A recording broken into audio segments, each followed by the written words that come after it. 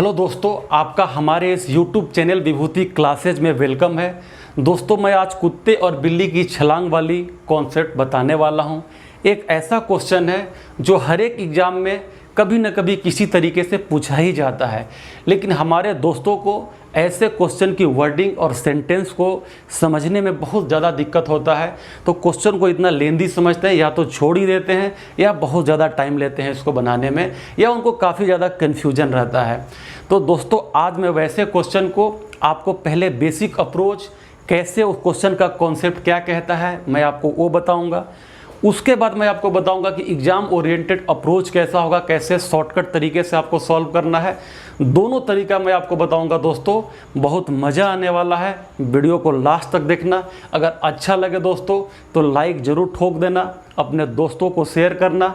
अगर आपने हमारा चैनल अभी तक सब्सक्राइब नहीं किया है तो सब्सक्राइब ज़रूर कर देना, ताकि आपको हमारा नया नया नोटिफिकेशन मिलता रहे। तो आइए दोस्तों, इस क्वेश्चन से शुरुआत करते हैं। पहले मैं बता दे रहा हूं कि इसमें एक लीप वर्ड इसमें यूज़ किया है। लीप का मतलब होता है छलांग लगाना। लीप वर्ड यूज़ करें चाहे जंप वर्ड यूज़ करें, दोनों सेम चीज़ है। इससे आपको कन्फ्यूजन नहीं होना चाहिए। तो क्वेश्चन बोल रहा है कि a cat lives 5 leaps for every 4 leaps of a dog. मतलब आप ऐसा समझ लो कि कुत्ते और बिल्ली दोनों दौड़ रहे हैं। तो जब ये क्वेश्चन बोल रहा है कि जब कुत्ता क्या करता है, जब 4 छलांग लगाता है, तो बिल्ली क्या करता है, 5 छलांग लगाती है। ऐसा क्वेश्चन दे दिया। अब आगे बोल रहा है कि but 3 leaps of the dog, मतलब कि कुत्ते की 3 छलांग are equal to 4 leaps of the cat, और बिल्ली की 4 छलांग ये बराबर है। तो क्वेश्चन बोला है कि what is the ratio of speed of cat to dog, मतलब कि बिल्ली और कुत्ते का जो स्पीड है उसका रेशियो क्या है। पहले इसके बेसिक कॉन्सेप्ट को समझिए दोस्तों। पहले मैं कह रहा हूँ कि यहाँ पे सपोज करो दोस्तों कैट है, यहाँ पे दोस्तों कैट है, और यहाँ पे मान लो डॉग है। इस चीज़ को बड़े प्यार से समझना दोस्तों, बड़ा इजी तरीके से। कैट है, पहले क्या बोला, एक कैट लिव्स 5 लीव्स, मतलब बिल्ली जो है 5 छलांग लगाती है। तो मैंने ऐसा बनाया 1 2 3 4 5 छलांग हो गया दोस्तों। फिर बोल रहा है कि for every 4 leaps of a dog, जब बिल्ली 5 छलांग लगाती है, देखिए एक कैट लिव्स 5 लीव्स, जब बिल्ली 5 छलांग लगाती है तो 4 लीव्स ऑफ ए डॉग, तो कुत्ता कितना करता है, 4 छलांग लगाता है, 3 4। यहाँ तक क्लियर है दोस्तों। बहुत सारे हमारे ये दोस्त समझते हैं कि अगर ये 5 छलांग लगाया और ये 4 छलांग लगाया तो इनका रेशियो हो गया 5:4 इनके स्पीड का। लेकिन दोस्तों ये गलत है ना, क्योंकि आपको यहाँ पे छलांग दिया हुआ है, लीप दिया हुआ है, जंपिंग दिया हुआ है, लेकिन एक जंप में कितना डिस्टेंस है ये आपको तो पता नहीं है। जंप तो कितना भी हो सकता है कोई 1 किलोमीटर का जंप लगा रहा हो, कोई 10 मीटर का जंप लगा रहा हो। आप ऐसे फाइंड आउट नहीं कर सकते हैं, क्योंकि आपको जंप के बीच का, उनके एक जंप में, उनके एक स्टेप में कितना डिस्टेंस है, जब तक आप नहीं जानेंगे आप क्वेश्चन को फाइंड आउट नहीं कर सकते हैं। तो इस चीज़ को समझिए दोस्तों। तो एक गलत है, पहले आपको यहाँ तक क्लियर हो गया दोस्तों। अब आइए, अब एक चीज़ और मैं बता दे रहा हूँ। आप ऐसा समझ लो कि डॉग जो है, डॉग के मान लो कि डॉग एक छलांग में डी डिस्टेंस जाता है। कितना डिस्टेंस जाता है, डी डिस्टेंस। और कैट जो है एक छलांग में सी डिस्टेंस जाता है। अब ऐसा मान लिए, तो मेरे को ये बताओ दोस्तों, क्वेश्चन बोला कि 3 leaps of the dog, 3 leaps of the dog मतलब 3 × D। इसका मतलब क्या हुआ कि D मतलब डॉग, हमने ये माना था कि डॉग एक स्टेप में D डिस्टेंस जाता है। तो 3 लीप में कितना डिस्टेंस जाएगा, एक लीप में D डिस्टेंस, तो 3 लीप में 3 × D जाएगा। और एक क्वेश्चन बोल रहा है कि 3 leaps of the dog are equal to, तो हमने कर दिया आर इक्वल टू। फिर क्या बोल रहा है, to 4 leaps of the cat. Cat का हमने माना था कि एक छलांग में वो सी डिस्टेंस जाता है, तो आपके 4 छलांग में कितना डिस्टेंस जाएगा दोस्तों, 4 × D। इससे आपको पता चल गया, सर 4 × C होगा, क्योंकि कैट है ना, 4 × C हो गया। तो इसका मतलब आपका हो गया D/, अगर C करेंगे तो ये आपका आ गया 4/3। 4/3। इसका मतलब क्या हुआ दोस्तों? इसका मतलब हुआ कि अगर डॉग का हमने ये माना था कि वो एक छलांग में d डिस्टेंस जाता है और इस d की वैल्यू आई 4 यूनिट और c की वैल्यू आई 3 यूनिट। इसका मतलब क्या हुआ कि कुत्ता जो है एक छलांग में 4 यूनिट जाता है, 4 मीटर मान लीजिए, किलोमीटर मान लीजिए, जो आपको मानना है। और उतने ही टाइम में जो बिल्ली है एक छलांग में 3 यूनिट जाती है, 3 मीटर जाती है। हमेशा मान लेंगे 4 मीटर जाता है, 3 मीटर जाता है। अब मेरे को दोस्तों ये बताओ कि बिल्ली जो है 5 छलांग लगाती है। अब बिल्ली के बारे में दोस्तों हमको पता चला कि बिल्ली का एक छलांग का जो डिस्टेंस है 3 यूनिट है। तो 3 3 3 3 3, ये कितना डिस्टेंस गया दोस्तों? 15 गया। क्लियर है दोस्तों? अब देखो सी के बारे में आपको पता लग गया, कुत्ता एक छलांग में कितना जाता है? 4 यूनिट जाता है। तो हमने लिखा 4 4 4 4। तो क्वेश्चन बोल रहा था कि आपके कुत्ता और कैट और डॉग का स्पीड का जो रेशियो क्या होगा। अब मेरे को दोस्तों ये बताओ कि इन दोनों में टाइम सेम लग रहा है। क्या लग रहा है? टाइम सेम लग रहा है। टाइम सेम लग रहा है। जितने टाइम में यहाँ पे आपको बिल्ली दौड़ रही थी उतने ही टाइम में आपका कुत्ता दौड़ रहा था। अब मेरे को बताओ, जो टाइम अगर सेम रहता है, तो मैंने आपको पहले भी बताया था कि अगर टाइम सेम रहेगा तो स्पीड क्या होता है? स्पीड डायरेक्टली प्रोपोर्शनल टू क्या होता है? डिस्टेंस होता है। हमने आपको पार्ट 1 में बताया था। अब मेरे को बताओ कैट कितना डिस्टेंस गया? कैट आपका गया 15 और आपका बिल्ली कितना गया? कैट आपका कितना गया? 15। बिल्ली कितना गया? 15। और डॉग कितना गया? देखिए 4 4 4 4 16। तो यही आपका रेशियो हो गया आपको कैट और डॉग का। क्लियर हुआ दोस्तों? क्योंकि आप देखिए 3 5 जा 15, वो 15 मीटर गया, 15 यूनिट गया, जो भी मान लीजिए 15 गया। और उतने ही टाइम में कुत्ता कितना गया? 16 गया। तो आपका एक रेशियो क्या आ गया? 15:16। अब मैं आपको इसका एग्जाम अप्रोच बता रहा हूँ। अब आपको कैसे करना है, जैसे एग्जाम में आपको बनाना है तो आपको दोस्तों कुछ नहीं करना है। यहाँ पर आप लिख दीजिए कैट, यहाँ पर लिख दीजिए डॉग, यहाँ पर लिख दीजिए कैट, एक जगह लिख दीजिए डॉग। क्या बोल रहा है? ए कैट लिव्स 5 लिव्स, तो कैट के नीचे 5 लिख दीजिए। फिर क्या बोल रहा है? 4 लिव्स ऑफ द डॉग, तो डॉग के नीचे 4 लिख दीजिए। यहाँ तक कोई दिक्कत नहीं दोस्तों। फिर क्या बोल रहा है कि 3 लिव्स ऑफ द डॉग, तो डॉग के यहाँ 3 लिख दीजिए। ये equal to 4 leaps of the cat, तो यहाँ कैट के नीचे 4 लिख दीजिए। और दोस्तों ऐसे क्रॉस मल्टीप्लाई कर दीजिए, पहला वाला का इससे, दूसरे वाला का इससे। तो 5 3 जा कितना हो गया? 15 और 4 4 जा कितना हो गया? 16। देखिए दोस्तों 15:16 आपका आंसर है कि नहीं? तो आपको एग्जाम में करना था सिंपल, जो जैसे बोले वैसे ही लिख दो और उल्टा आपको क्रॉस मल्टीप्लाई कर देना है। एक्चुअली ये होता क्या है, देखिए कुछ नहीं है।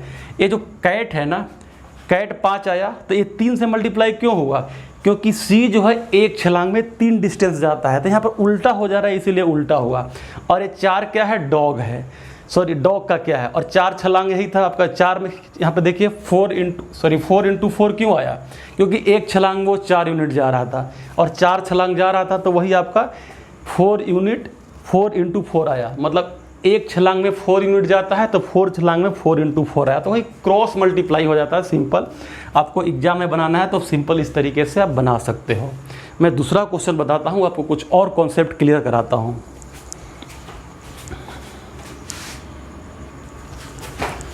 देखिए दोस्तों इस क्वेश्चन को, जैसे क्वेश्चन बोला कि a dog leaps 3 leaps for every 5 leaps of a rabbit. तो मैंने क्या बोला था कि यहाँ पर आप डॉग लिख दीजिए और यहाँ पर रैबिट लिख दीजिए। डॉग कितना लिव्स ले रहा है? डॉग जो है कुत्ता है, कितना छलांग लगा रहा है? 3 छलांग। डी हमने डॉग लिख दिया। रैबिट कितना छलांग लगा रहा है? 5। फिर क्या बोल रहा है? But 1 leap of the dog, 1 leap equal to 3 leaps of the rabbit. तो यहाँ पर आप 3 कर दीजिए। मैंने अभी आपको बताया था कि क्रॉस कर दीजिए, ऐसे क्रॉस। तो 3 3 जा कितना हो गया? 9 और 1 इंटू 5 कितना हो गया? 9। मतलब कि आपका जो है डॉग और रैबिट का जो स्पीड का रेशियो है 9:5 में है। एग्जाम में आपको कितना सेकेंडों नहीं लगेगा दोस्तों अगर इस कॉन्सेप्ट से बनाएंगे तो। और ऐसा नहीं कि मैंने आपको मगअप कराया चाहे रटाया, ऐसा मैंने आपको ऑलरेडी कॉन्सेप्ट बताया कि ऐसा क्यों करते हैं। चलिए नेक्स्ट क्वेश्चन बताता हूँ मैं आपको।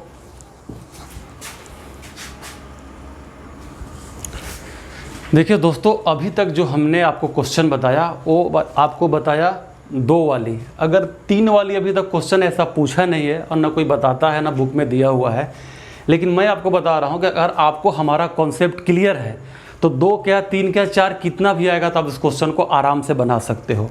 देखिए यहाँ पे बोल रहा है कि 3 rabbits A, B and C move in such way, वो इस तरीके से दौड़ रहे हैं 3 खरगोश A, B और C कि A टेक्स 7 स्टेप्स, A का 7 स्टेप, B टेक्स 8 स्टेप, तो B क्या करता है 8 स्टेप लेता है, एंड C टेक्स 9 स्टेप और C 9 स्टेप लेता है। तो हमने यहाँ पे लिख दिया A, यहाँ पर लिख दिया B और यहाँ पे लिख दिया C।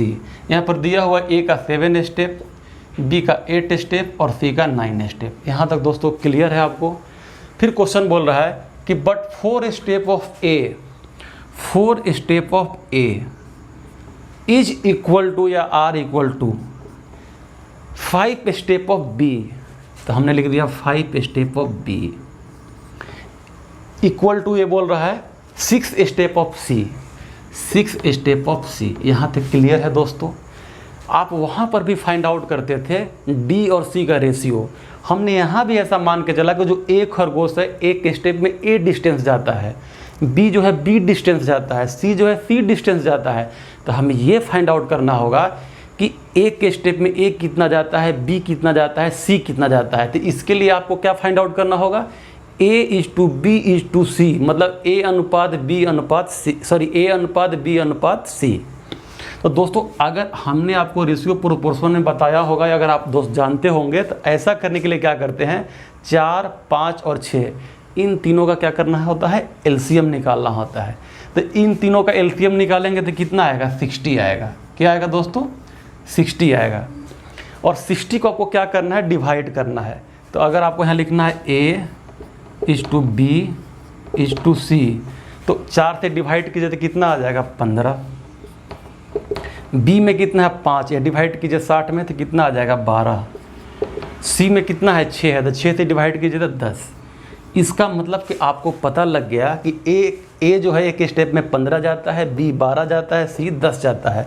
यहाँ पर A के बारे में आपको पता है कि A 7 step, 8 step, C 9 step लेता है। अगर ये 7 स्टेप लेता है तो एक स्टेप में हमने ऑलरेडी फाइंड आउट किया कि 15 मीटर, 15 यूनिट जो समझिए, तो 15 जाता है। B कितना जाता है, 12 जाता है। C कितना जाता है, 10 जाता है दोस्तों। अब मेरे को ये बताओ दोस्तों कि टाइम सेम है, जितना मतलब जो 7, 8, 9 जो स्टेप लेने का है सारे एक टाइम में होते हैं, तो डिस्टेंस कितना जाता है, तो 7 × 15, यहाँ पर आप कर दीजिए 7 × 15 = 8 × क्या हो गया 12 = 9 × 10। क्यों मल्टीप्लाई किया दोस्तों, क्योंकि 7 स्टेप ले रहा है और एक स्टेप में 15 मीटर 15 यूनिट जाता है, तो 7 स्टेप में कितना जाएगा, 7 × 15 जाएगा। उसी तरीके से सब में हमने मल्टीप्लाई कर दिया। अब आपको क्या निकालना है, रेशियो निकालना है। तो निकाल लीजिए दोस्तों बहुत ईजी तरीके से। यहाँ पर आपका आ गया 7/15 आपका आ गया 8 × 12 9 × 10। तो 3 से कट जाएगा, कितना आ गया, 3 5 जा, 3 4 जा, 3 3 जा, तो ये कितना आ गया 35, ये कितना हो गया 32 और ये कितना आ गया 30। मतलब A, B और C के जो रेशियो है, अब आप बोलोगे कि ये तो सर डिस्टेंस आया, तो दोस्तों मैंने ऑलरेडी बता रखा है कि अगर टाइम फिक्स है, टाइम अगर कांस्टेंट है, तो जो उनके डिस्टेंस का रेशियो होगा D डायरेक्टली प्रोपोर्शनल किसके होगा, स्पीड के, ऑलरेडी बताया गया है। अगर आप वैसे भी सोच सकते हो या अगर आप ऐसे भी सोचोगे, अगर टाइम सेम लगता है, मान लो इसको भी 1 सेकेंड लगता है, इसको भी 1 सेकेंड लगता है, इसको भी 1 सेकेंड लगता है, तो ये कितना हो जाएगा 5 मीटर पर सेकेंड, 4 मीटर पर सेकेंड, 3 मीटर पर सेकेंड। या मान लो आप 2 सेकेंड में लेते हो, मान लो सपोज करो हमने 1 सेकेंड नहीं लिया, हमने 2 सेकेंड ही ले लिया, तो क्या आएगा 5/2 4/, मतलब मान लो हमने ऐसा मान लिया कि 2 सेकेंड में 5 जाता है, तो 1 सेकेंड में कितना जाएगा 5/2, ये भी 4/2 3/2, फिर उसको कटिंग कीजिएगा तो 2 कैंसिल ही हो जाएगा। और वैसे भी आप सोच सकते हैं देसी स्टाइल में, या हमारे कांस्टेंट, अगर आप हमारे कॉन्सेप्ट से समझेंगे तो टाइम कांस्टेंट है तो distance directly proportional to speed, तो आपका यही रेशियो आपका आंसर हो गया। दोस्तों एक क्वेश्चन मैं और आपको बताता हूं ताकि आपका क्रिस्टल ऑल क्लियर हो जाए।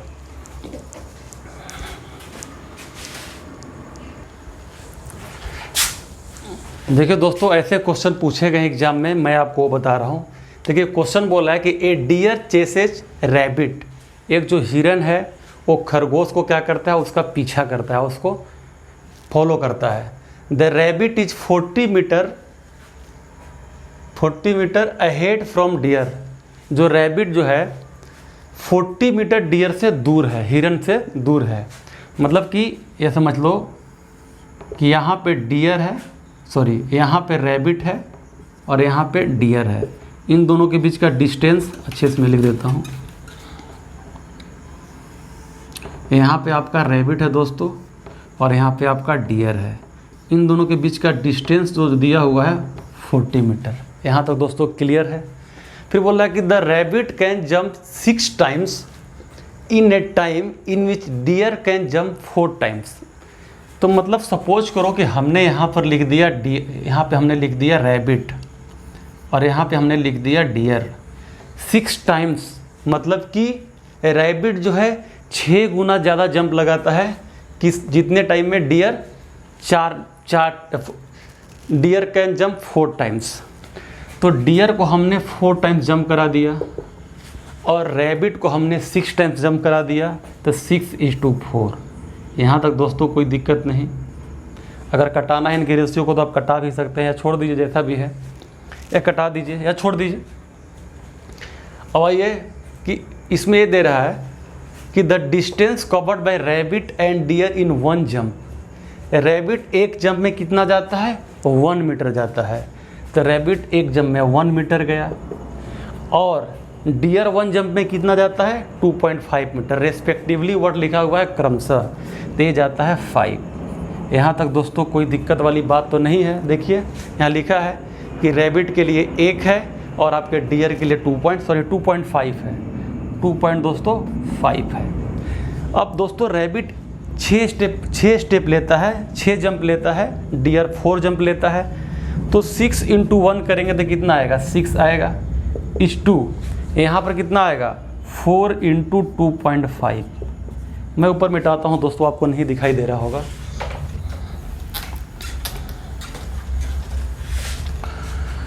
तो यहाँ पे हमने लिख दिया रैबिट और यहाँ पे हमने लिख दिया डियर। रैबिट हो गया दोस्तों और यहाँ पे डियर हो गया। ये आपका हो गया 6 और ये आपका हो गया 4 × 2.5। इसको कटाएंगे तो 2 3 जा हो गया, 2 2 जा हो गया, तो 3, 2 × 2.5 कितना हो गया, 5 हो गया। इससे एक चीज़ पता चल गया कि जब रैबिट 3 जाता है तो डियर कितना जाता है, 5 जाता है।